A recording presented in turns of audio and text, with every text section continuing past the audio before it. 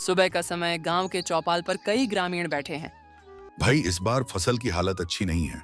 लग रहा है फिर से नुकसान होगा। बिल्कुल सही कहा। पर इस गांव का एक ही सहारा है, चतुर बाबा।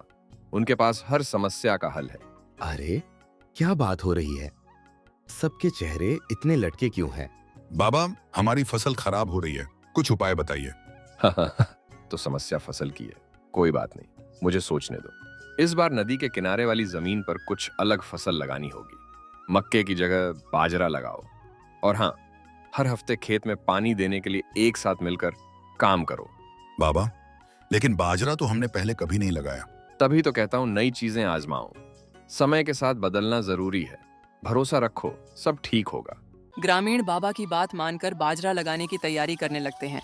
ये जमीन अब जमींदार साहब की है। फसल काटने की कोशिश मत करना, नहीं तो अंजाम बुरा होगा। गांव के लोग डर जाते हैं और बाबा के पास जाते हैं। बाबा, अब क्या करें? जमींदार हमारी जमीन छीनना चाहता है। घबराओ मत, मुझे सब संभालने दो। रात में बाबा योजना बनाते हैं। अगले दिन बाबा जमींदार के पास जाते हैं। तो तुम वही चतुर बाबा हो? क्या लेने आए हो? सुनने में आया है कि तुमने गांव की जमीन का सौदा कर लिया है। पर एक बात जान लो, वो जमीन तुम्हारे किसी काम की नहीं। क्यों, क्या हुआ? तुम्हें पता नहीं? उस जमीन पर बाजरा उगता है जो तुम्हारे मवेशियों के लिए जहर है। अगर वो खा लेंगे तो मर जाएंगे। जमींदार थोड़े घबरा जाते हैं। क्या बकवास कर रहे हो? सच बोल रहा हूँ। सोच लो, मवेशी मर गए तो तुम्हारा नुकसान होगा। जमींदार सोचने पर मजबूर हो जाता है और जमीन छोड़ने का फैसला करता है। गांव वाले बाबा के पास आते हैं। बाबा, आपकी चतुराई से हमारी जमीन बच गई और बाजरे की फसल भी शानदार हुई है। देखो, मेहनत और बुद्धि का मेल हो तो कोई समस्या बड़ी नहीं होती। बस एकजुट होकर काम करना सीखो। सभी लोग खुशी से झूम उठते हैं और बाबा को धन्यवाद देते हैं। बाबा अपने अंदाज में मुस्कुराते हुए चलते बनते हैं। कुछ महीनों बाद गांव में खुशहाली लौट आई। फसल अच्छी हुई और बाजरा बेचकर सभी ने अच्छा पैसा कमाया। लेकिन तभी एक और समस्या ने गांव को घेर लिया। पास के जंगल से जंगली जानवर रात में आकर फसल और जानवरों को नुकसान पहुंचाने लगे। बाबा, अब क्या करें? ये जानवर हमारी फसल और बकरियों को खा रहे हैं। बाबा, हमें तो लगता है अब इस गांव को छोड़ना पड़ेगा। चतुर बाबा सोच में पड़ जाते हैं। वह कुछ देर जंगल की ओर देखते हैं, फिर उनकी आंखों में चमक आ जाती है। गांव छोड़ने की जरूरत नहीं। जंगल से आए खतरे का जवाब जंगल ही देगा। सब लोग ध्यान से सुनो।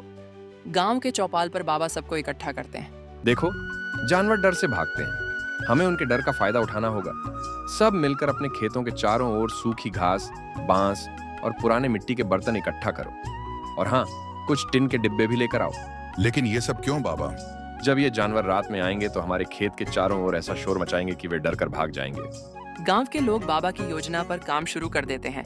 रात का समय गांव के चारों ओर बांसों पर लटके डिब्बे और घास में जलती मशालें जंगल जैसा माहौल बना देती हैं।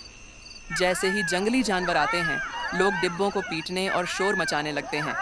जानवर डर कर वापस जंगल की ओर भाग जाते हैं।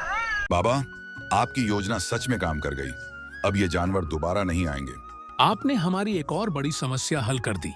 समस्या बड़ी नहीं होती, बस हमें अपनी चतुराई से उसे हल करना आना चाहिए। गांव में अगले दिन उत्सव का माहौल है।